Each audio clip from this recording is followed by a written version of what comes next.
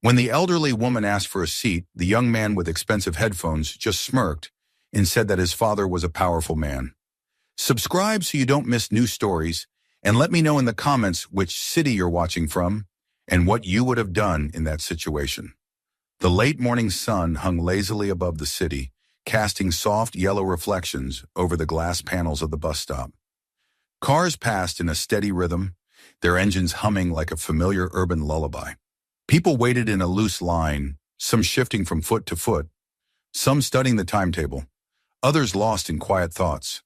The weather was warm enough for jackets to be unbuttoned, yet cool enough for people to feel grateful for the slight breeze brushing along the pavement.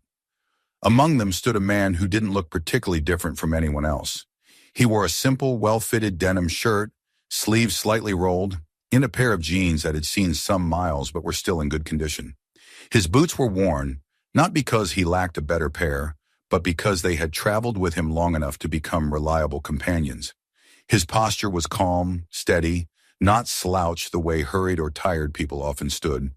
He looked like someone who had never once rushed in his life, someone who knew where he was going long before he ever stepped outside. Yet no one around him reacted to him in any special way. They didn't turn, didn't whisper, didn't recognize him, and that was exactly how he preferred it.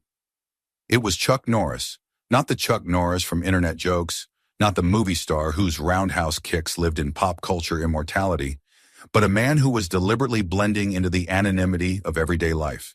He held no sunglasses, no security detail, no entourage, just a folded piece of paper in his jacket pocket, a watch he checked from time to time, and a stillness in his eyes that belonged to someone who saw more than most people ever would. When the bus pulled up with a hiss of brakes and a brief burst of diesel-scented air, people began boarding with the quiet shuffle of routine. Chuck stepped on in silence, validating his ticket without a word, then walked halfway down the aisle and took a seat near the window. He placed one arm on the rest, just naturally enough not to draw attention.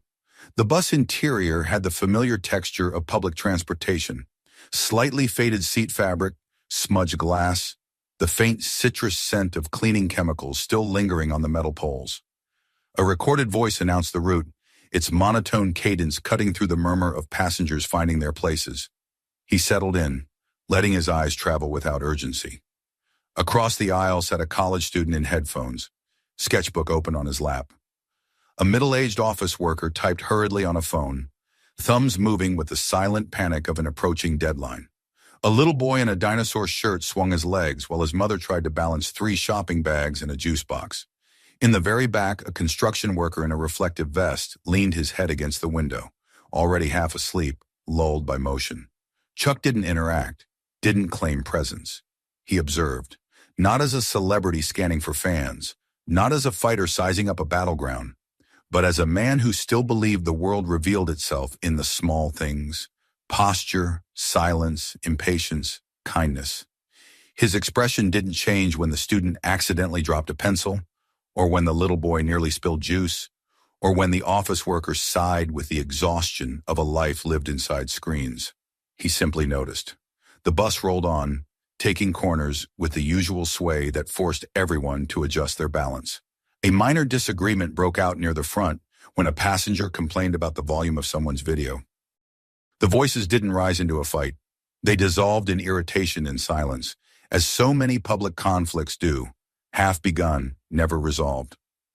Chuck remained still, showing no intention of inserting himself into anything that wasn't necessary. He knew restraint was a form of strength, too, and most problems didn't need fists or force-only time. Outside the window, the city passed in fragments: a bakery with customers in line, a small park where 2 children chased pigeons, a billboard peeling at the corner, its old advertisement exposing a faded layer beneath it. Every scene was ordinary, yet the world seemed to breathe with understated stories. Chuck reached into the inside pocket of his jacket, not hurriedly, but with a simple gesture of intent. He removed a folded paper, carefully, almost respectfully, and looked at it for a moment. It was not a letter, not a ticket, not a memo. It was an invitation. The words were formal, printed in serif lettering, addressed to him by name.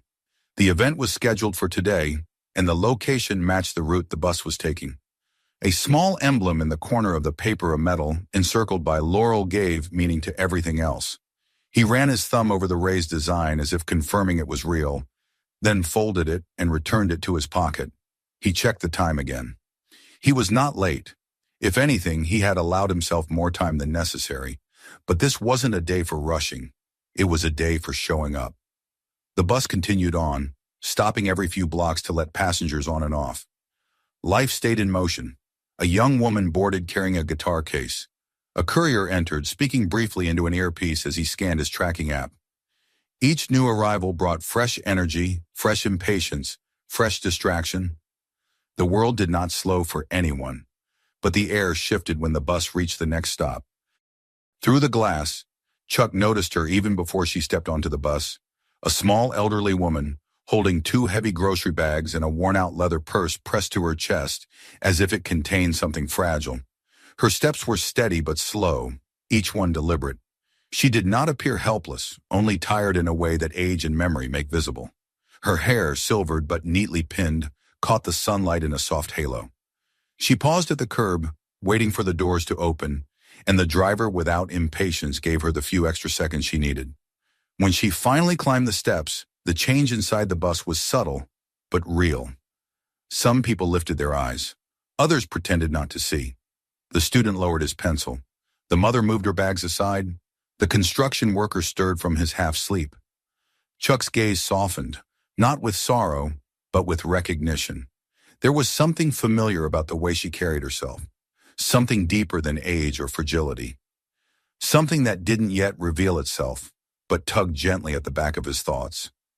She moved down the aisle slowly, looking for a seat, a place to rest before the bus lurched again.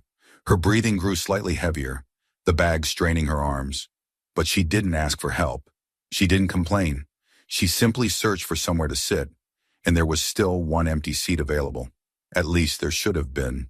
The boy occupying it, young, confident, lost inside his expensive headphones, had stretched his legs across not only his own seat, but the one beside him. His feet, in spotless sneakers, were planted casually where she would have sat. The music pulsed loud enough for people nearby to hear, a deep bass thumping as though trying to claim the space around him. He didn't look up, didn't move, didn't even seem aware that someone might need the seat at all. The old woman stopped beside him and waited. Just waited. Not demanding, simply hoping the world still worked the way it used to, where age meant respect and kindness was instinctive. Her pause was long, and the silence around it even longer. Chuck watched her knuckles tighten around the grocery bags. He watched the students glance, the office worker frown, the mother whisper to her son to stay seated and don't stare. He watched the boy with the headphones remain untouched by any of it, sealed inside a world of noise and indifference. And as the bus pulled back into motion, tilting just enough to make the woman grab the nearest pole for balance, Chuck felt a stillness settle through him, like the quiet before a storm he already understood. The story had not yet begun, but the moment that would start, it had arrived. And the bus kept moving. The bus continued its steady rhythm along the road, its engine humming beneath the murmurs of passengers and the rattling of loose window frames. The elderly woman, still gripping the metal pole for balance, looked at the seat that should have been free, the one occupied not by a person, but by a pair of expensive shoes carelessly claiming space. The young man they belonged to leaned back comfortably, his head bobbing slightly to the bass of whatever music filled his headphones. He was dressed in designer streetwear, a glossy jacket with a gold emblem on the sleeve, a brand logo stretched across his chest, a smartwatch glowing on his wrist. Everything about him announced money, youth, and a practiced disregard for the world around him. The woman, still breathing a little harder than before, did not scold him, did not protest. She simply waited, as if hoping time itself might correct the imbalance.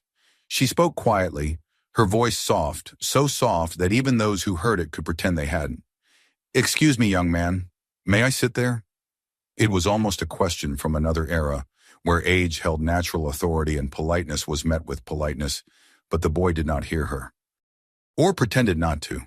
The music was loud enough that even a few seats away, people could make out the beat, the sharp digital rhythm, that clashed with the quiet discomfort spreading through the bus. The old woman stood in silence, waiting for an answer that wasn't coming. Passengers glanced at her, then away again. Some exchanged looks that said, "Someone should do something," but were grateful not to be that someone. A man in a suit sitting behind the boy cleared his throat loudly. Nothing. A teenager farther back rolled his eyes but stayed glued to his phone. A woman near the front whispered to her friend, "Kids these days," but didn't raise her voice. Everyone saw. No one acted. The young man's heel bounced slightly with the beat, his shoe creasing the seat where the old woman should have already been resting. He was not malicious, just utterly detached, rooted in a reality where his convenience outweighed anyone else's need. His bubble of music, money, and entitlement was thick enough that an entire bus might not have existed at all, except as background scenery. The bus jolted over a rough patch of road, and the elderly woman tightened her grip on the pole, her arms shaking under the strain of holding both the bags and her balance. One of the bags knocked lightly against her leg, and she steadied it with effort. The movement drew the attention of the medics in blue scrubs seated a few rows away. The woman's face had paled. Her breathing had grown shallow, but still she did not complain. Still, she did not push her way into the seat she needed. Chuck watched from his place by the window. His gaze was calm, but not idle. He saw the way her shoulders strained, the subtle way she shifted her weight from one foot to the other, the tremor in her fingers that had nothing to do with the shaking bus. And he saw the way the passengers reacted, or rather didn't. It wasn't cruelty, not outright. It was something quieter and far more common, the hope that someone else would handle the problem. The woman tried once more, slightly louder this time, but still gentle. "Young man, could you please move your feet? I would like to sit." The boy didn't answer. He didn't even look at her, but he did hear her. His fingers tapped on the armrest in irritation, as if her presence, not her voice, not her request, but her existence interfered with his moment. Then, without removing his headphones, he turned his head just enough to show her he was aware of her, and then dismissed her with a lazy, disrespectful glance before refocusing on his screen. The music volume went up. That was his answer. A woman sitting across the aisle shook her head. "Unbelievable," she whispered, barely loud enough to be heard. "He's taking up 2 seats and sees nothing wrong with it." The man in the suit leaned forward this time, speaking aloud. "Hey, kid, let the lady sit." There was nothing aggressive in his tone, just the expectation that common sense was enough. The boy smirked without looking away from his phone. "Paid full fare," he said loudly, as though that settled everything. He did not remove his feet. His tone carried the lazy arrogance of someone used to getting the last word. Someone sure the world was built to bend for him. "That seat isn't yours," the man insisted. The boy shrugged. "It is if I paid for space. I'm not the one with a discount ticket. I pay taxes. I pay full fare. So yeah, I'll sit how I want." His words were loud enough to spread across the bus, and the way he said them, directed not at the woman, but at the audience, made it clear his defiance was a performance, not just a refusal. The old woman lowered her gaze, not humiliated, but deeply tired. The kind of tired that was heavier than physical exhaustion. The kind that came from understanding, too many times, how the world had changed. Some passengers looked away. Some looked at Chuck, though they didn't know why. Perhaps they sensed something steady in his silence. Perhaps they just wanted someone to take responsibility so they wouldn't have to. The bus driver glanced in the rear mirror, saw the situation, and quickly looked away. Trouble wasn't worth the paperwork the supervisor calls, the inevitable argument with an angry parent threatening to sue the transit system. Better to keep driving. The medics whispered something to each other. One of them stood, approached the old woman, and gently took her elbow. "Ma'am, are you all right? Do you need to sit?" She managed a thin smile. "I will be fine. Just a little tired." Her voice trembled, a tremor she clearly didn't want anyone to notice. "That's not a little tired," the medic said, frowning.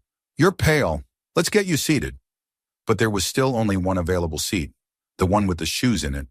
The young man looked up for the first time then, only to respond to the medic's tone. He removed one earphone, smirk still plastered across his face, and said, "Look, I paid for this seat. I'm not moving just because someone's old. Not my problem." The bus grew still. That sentence, "Not my problem," spread through the air like smoke from a match just struck. Chuck felt the shift. It wasn't anger. Not yet. It was the moment before anger. The moment when something no longer felt like a misunderstanding. No longer an accident or lapse in manners. It was deliberate. It was chosen. And that choice had weight. The medic wasn't intimidated. "You're a grown young man. Let her sit." The reply came like a smirk dipped in poison. "I'm not moving just because someone has a wrinkled face. Maybe she should have stayed home if she can't stand." Gasps broke out then, not many but enough to turn silence into judgment. Conversation stopped. Even the child with the juice box paused, sensing something was wrong. The boy leaned back and added, "And before you start preaching, my dad pays more in taxes in a week than all of you do in a year. That's why I don't have to take orders from anyone here." That was when Chuck finally moved. Not suddenly, not in threat, just shifted slightly forward in his seat, his boots planting solidly on the floor. His breathing remained slow, his eyes unchanged. But the passengers who had watched him, unsure of why, now understood. Something was coming. The elderly woman closed her eyes for a moment. Her fingers slipped from the metal pole. Her body swayed slightly before she caught herself again. And for the first time since she boarded the bus, she looked afraid. Not of the boy, not of the seat, but of her own weakening strength. The medic steadied her with both hands. The boy didn't even bother to turn his head. That was the moment the balance in the bus finished tipping. The disrespect wasn't just impolite anymore.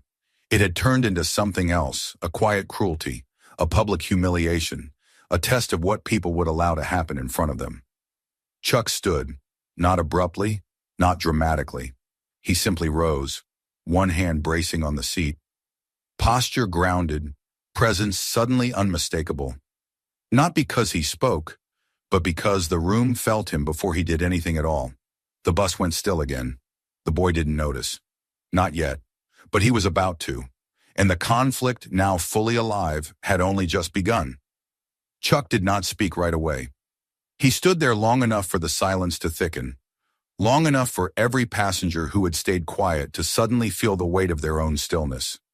The elderly woman, still supported by the medic, looked up in surprise at the man who had risen, not with aggression, not with impatience, but with a calm purpose that didn't need to be announced.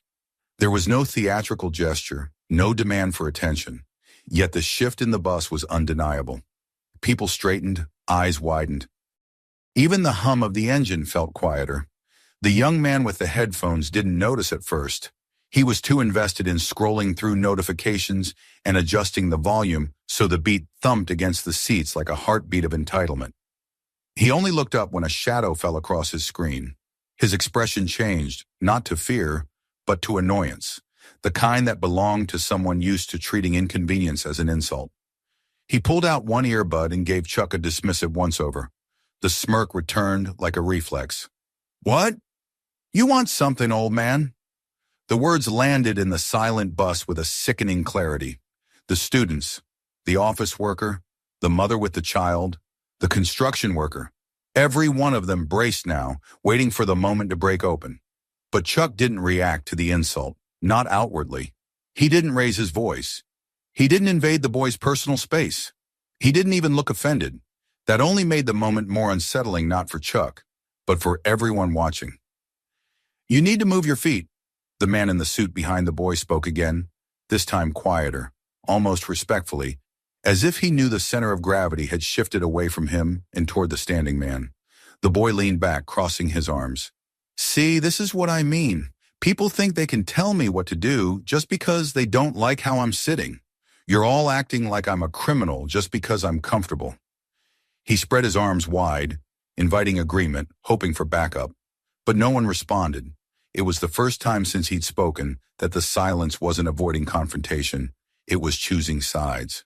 He noticed, and it irritated him. He glanced back at Chuck. "You going to lecture me too? What, you want the seat? Didn't think you were that old yet." He pointed down at the space beside him as if offering a joke only he found funny. Chuck didn't respond. The boy's confidence flickered, but he pushed through it. "Or what? You think I should stand up for Granny over there? Please, she probably doesn't even pay full fare. Why should I give up what I paid for just because she's fragile? Not my fault she didn't plan ahead. The medic turned sharply toward him, anger finally audible. She doesn't need a lecture. She needs a seat. She's close to fainting. Do you understand that? The boy waved her off like an annoying fly. Not my problem. If she's that weak, maybe she shouldn't be on a bus. There it was again. Not my problem. And this time the words met no approval, no laughter, no indifference. The passengers who had spent minutes pretending to be uninvolved now watched in stillness, not because they didn't care, but because they knew something was coming, something inevitable. The balance had already broken. Chuck's voice finally entered the conversation, low and calm. She asked you politely. You chose to ignore her. Now she needs help, and you're still choosing to ignore her. The young man straightened a little in his seat, the arrogance in his expression now fused with confusion, because the tone Chuck used was not angry, not desperate. It was simply final. Look, the boy said, the first tremor of defensiveness in his voice. You don't get to tell me what to do. You don't know who I am. His fingers lifted his phone, screen turned outward as if displaying proof of status. A background image, a photo of him standing beside an older man in a suit. Flashes of wealth, events, privilege. That was how he justified himself by association, not action. My dad could buy this whole bus line. He could ruin every single one of you with a phone call. So unless you want a lawsuit or an apology tour, back off. Some passengers flinched, not because they feared him, but because they recognized the threat. They had heard that tone before, from bosses, from officials, from men who hid behind bigger men.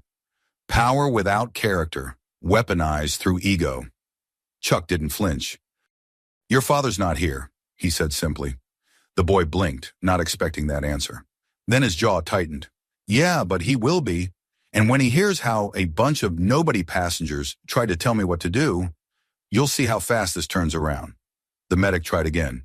You need to move your feet so she can sit before she gets worse. That's all anyone is asking. But the boy was locked in now, his pride swelling like a balloon made too thin. No, I paid like everyone else and I'm not giving anything up. If she can't stand, that's her problem, not mine.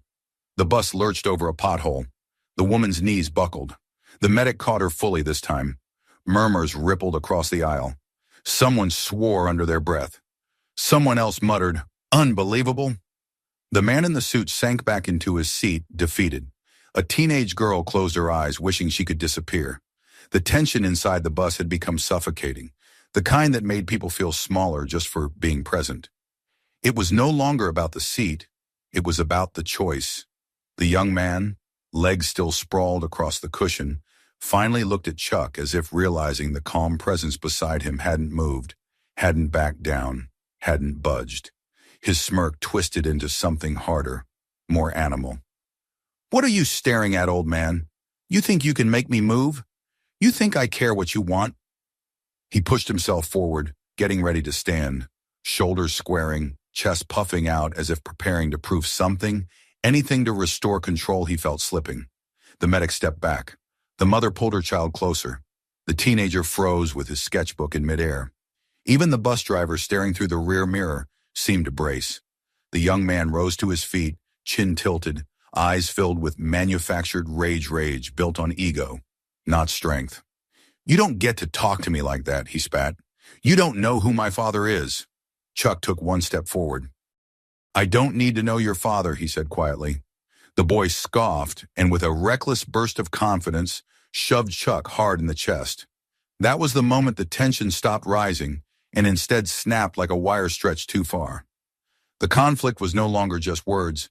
It had crossed into action, and now there was no going back. The shove came fast, careless, and full of the kind of confidence born from never having faced real consequences. The young man expected the impact to send Chuck stumbling backward, maybe crashing into a seat, maybe finally reacting the way most people did when confronted by sudden force, defensively, shakily, apologetically. That was what he was used to. Push, intimidate, dominate. It was a formula that had worked for him in schools, in stores, in clubs, in every space where authority hesitated and people chose silence over conflict. But Chuck did not stumble. His body absorbed the shove the way a stone absorbs wind, without movement, without alarm, without even a flicker of imbalance.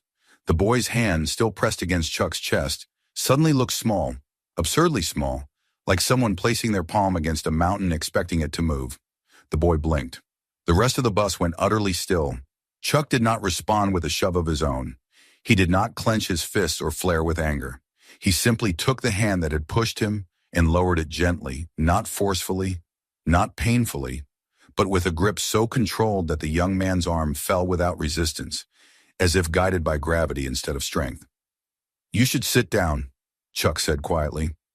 The words were not a threat, not loud, not dramatic, but something in them, tone, weight, certainty cut deeper than any shouting could have. It wasn't what he said. It was what it meant. It meant the situation had already changed, and the boy was the last one to realize it. For a second, the young man hesitated. A fraction of instinct inside him understood that something was wrong, that this wasn't like arguing with a cashier or mocking a teacher or filming himself provoking strangers for online views. But pride was a stronger force than intuition, and the eyes of the bus were on him. He couldn't back down. Not now.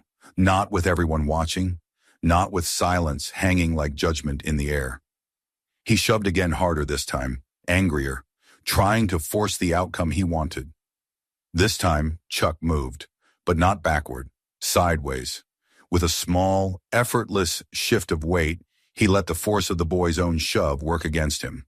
The young man stumbled past him, thrown off balance not by impact but by the absence of resistance. Chuck guided his shoulder, redirected the momentum, and the boy crashed sideways into the pole near the seats. His phone slipped from his hand, clattering against the floor and skidding beneath a row of shoes. His headphones flew off, their music silenced mid-beat. Gasps erupted around the bus, not screams, not panic, just that sharp communal intake of breath when reality changes shape in front of people. The boy spun around, embarrassed anger flaring. "You don't touch me. You don't get to—" He lunged, wildly, without technique, all instinct, no discipline. Chuck stepped aside and caught him not with a punch, not with a kick, but with precision. One hand redirected the boy's wrist, the other controlled his elbow, turning his impulsive attack into his own trap. The young man's knees buckled as his balance was taken from him, and before he even understood what had happened, he was guided down, not slammed, not thrown, but placed into a position where movement only brought more discomfort. It was not a fight. It was the end of one. Chuck knelt beside him, calm as ever, applying the slightest necessary pressure to keep the boy from rising. His hold wasn't violent, but immovable, controlled with the ease of a man who had spent a lifetime mastering force instead of flaunting it. The young man writhed in humiliation rather than pain. "Let me go! Get off me! I swear, you don't know who you're messing with. I'll have you arrested. I'll have you sued." Chuck looked him in the eye, not with fury, but with the kind of steady disappointment only truth can hold. "You already messed with the wrong person," he said, "and it wasn't me." The boy stopped struggling, confused, thrown, unable to understand the meaning behind the words. But everyone else in the bus did.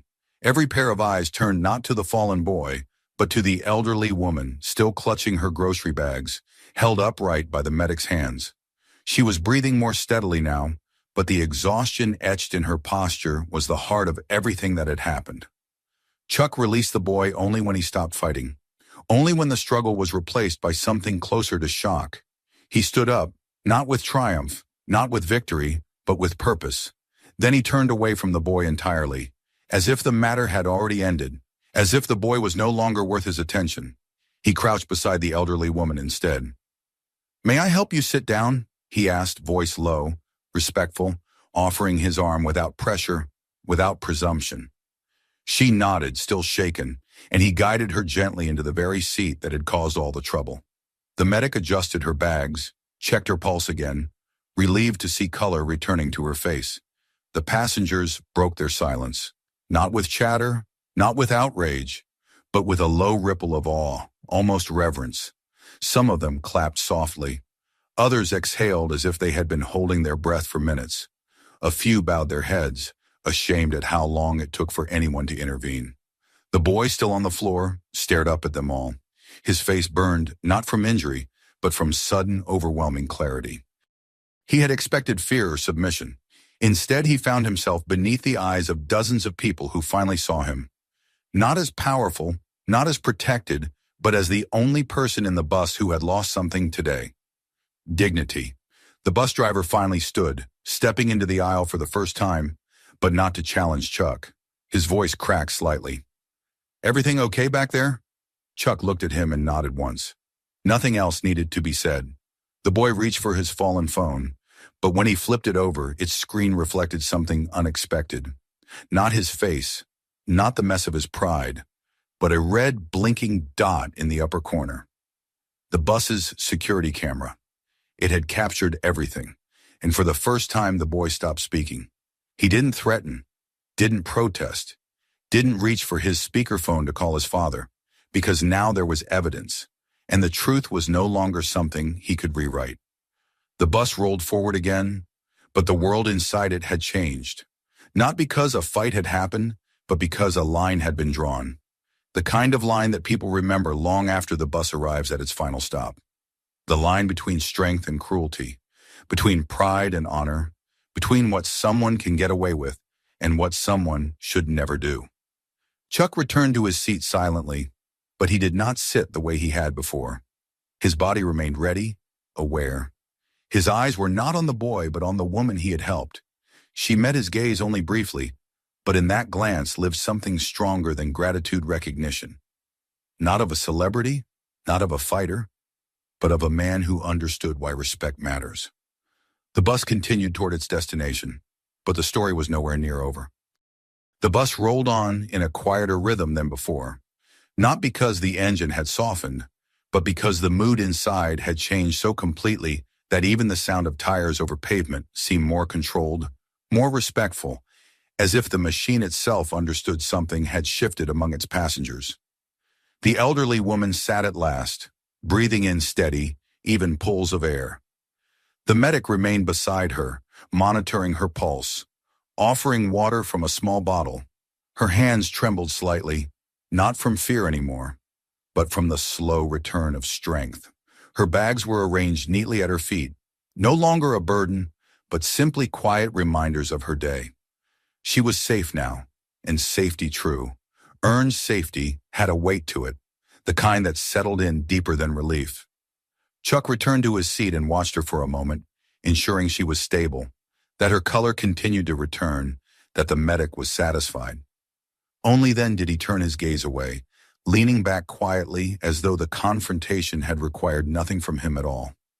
There was no triumph in his expression, no satisfaction, no pride.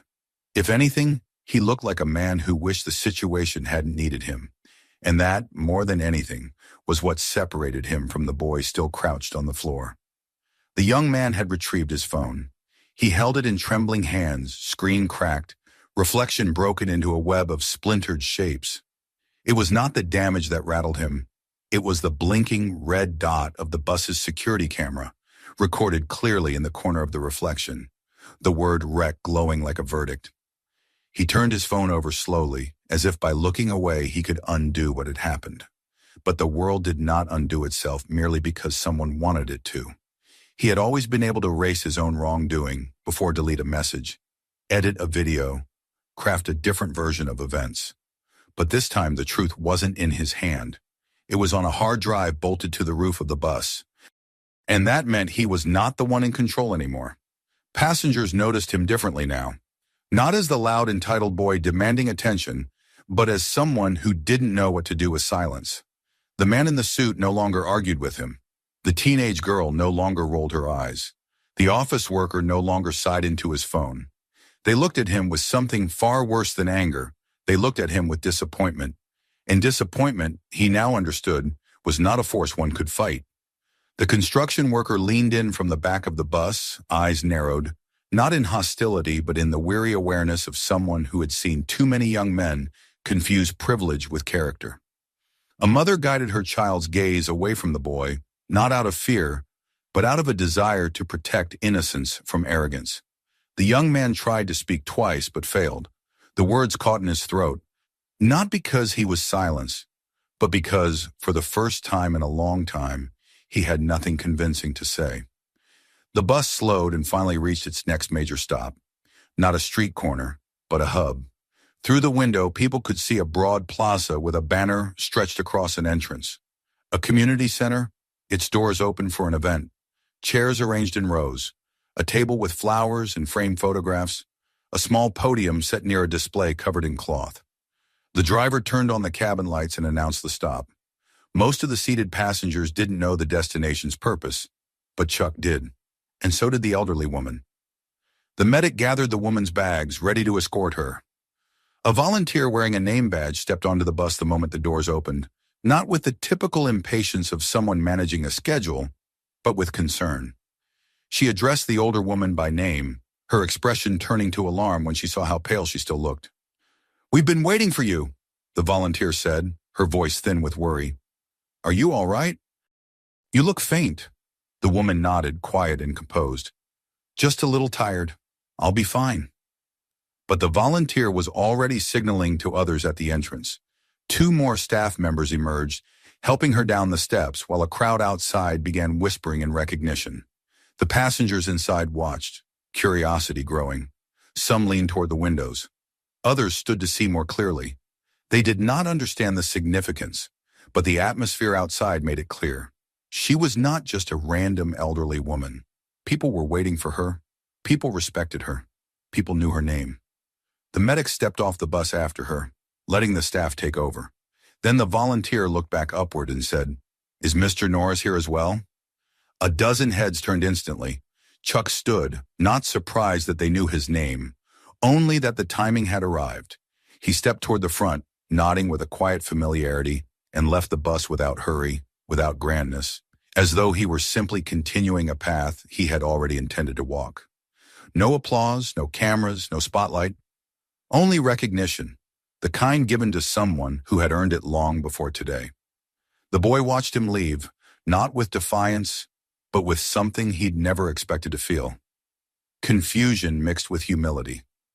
The man he had mocked, shoved, and threatened, the man he thought was beneath him, was being welcomed outside by people who didn't just know his name, but expected him.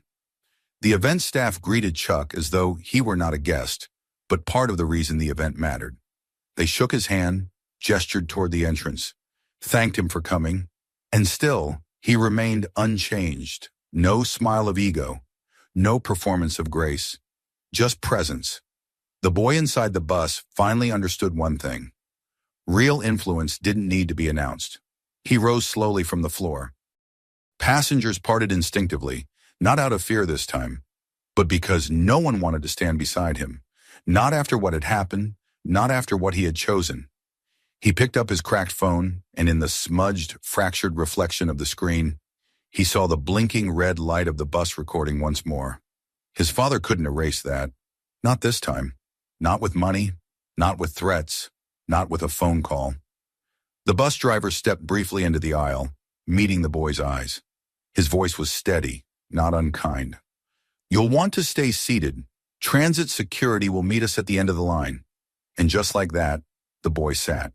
For the first time in a long time, he sat because he had no power to stand. Outside, Chuck walked beside the elderly woman, not guiding her as a rescuer, but accompanying her as a friend. As they moved farther from the bus, the crowd greeted her not as a tired stranger, but with applause meant for someone whose life had mattered. And now, finally, it became clear why Chuck had boarded a public bus today. He had not come to rescue her. He had come to honor her. Not because she was old, but because she had lived a life worthy of respect. And the boy in the bus, watching it all unfold through a cracked reflection of himself, was left with the first consequence he had ever truly earned. Silence, and the awareness that the world would not bend for him forever. The bus doors closed, the ride continued, but everything had already changed. The bus pulled away from the curb, its doors closing on the scene outside. But the weight of what had happened lingered inside like a presence no one could shake. The young man remained seated now, not because he wanted to be, but because for the first time in a long while, he had no chosen power-only consequences. The passengers who had once feared confrontation now looked out the windows, witnessing what they could not have imagined at the beginning of this ordinary route.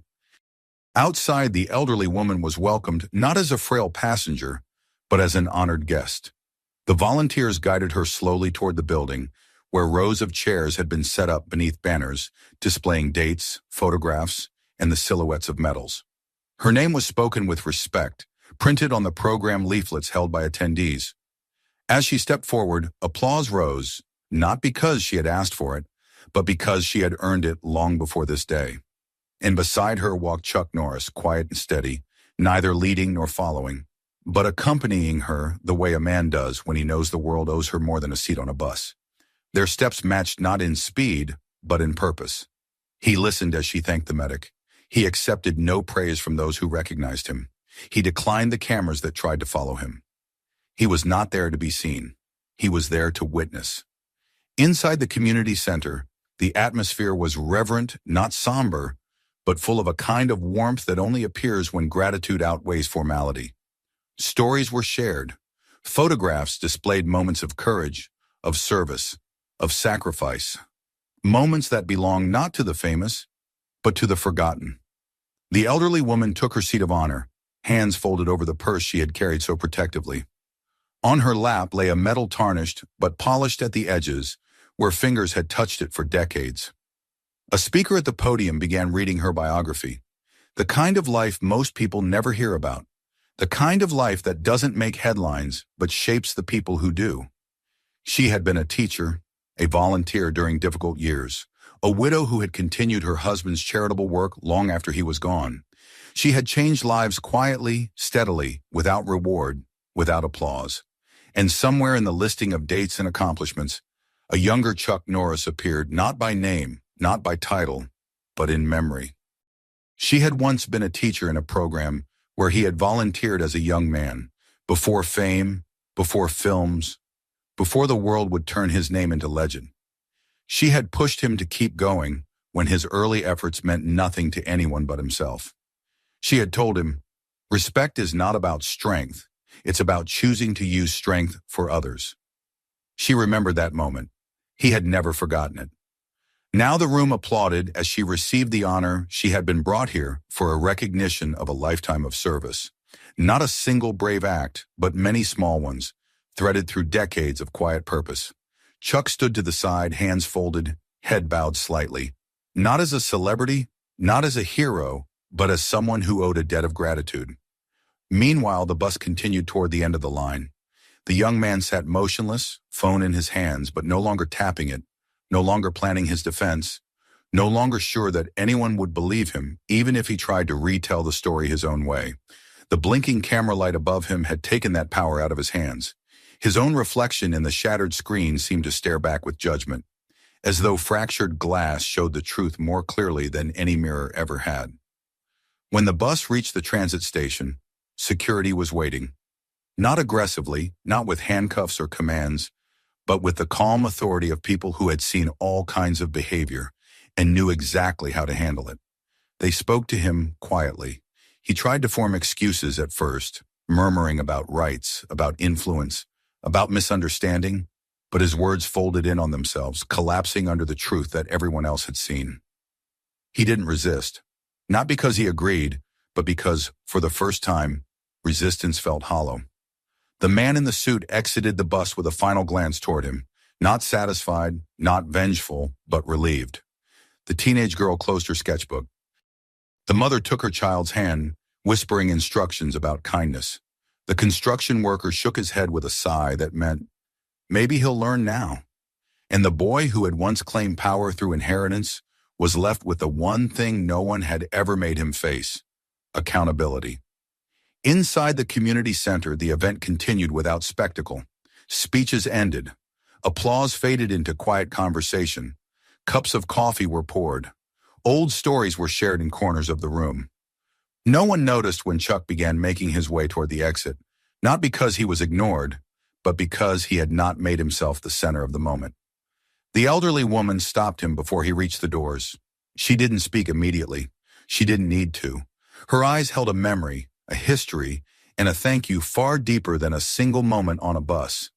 "You always did know the difference," she said finally, her voice faint but firm, "between fighting and protecting." Chuck smiled, not broadly, not for show, but with the sincerity of a man who understood that most of life's important lessons are learned in silence. He pressed her hand gently and said, "I only did what I was taught." Outside, the late afternoon light had softened into the warm gold of approaching evening. The plaza was quieter now. The volunteers were gathering chairs, talking among themselves. A banner flapped lightly in the breeze. Chuck walked across the pavement, not as a public figure, not as a legend, but as a man returning to his own life the way he had left it, without fanfare, without audience, without the need for anyone to know where he was going next. Near the bus stop, another bus was boarding. A young man inside, different from the one before, offered his seat to an elderly passenger without hesitation. No cameras recorded it, no cheers followed, but small acts of respect have a way of spreading, even when no one is watching. Chuck glanced at the scene briefly, then continued walking. Not every story ends with punishment. Some end with understanding. Some end with a lesson that takes hold in silence. And some end exactly the way this one did, without applause, without a headline, but with a clear reminder of what real influence looks like. It does not demand respect, it earns it, and it passes it on. If you enjoyed this story, make sure to subscribe, hit the like button, and share this video with someone who needs to see it. And don't forget, there are more stories waiting for you. Check out the next video and I'll see you there.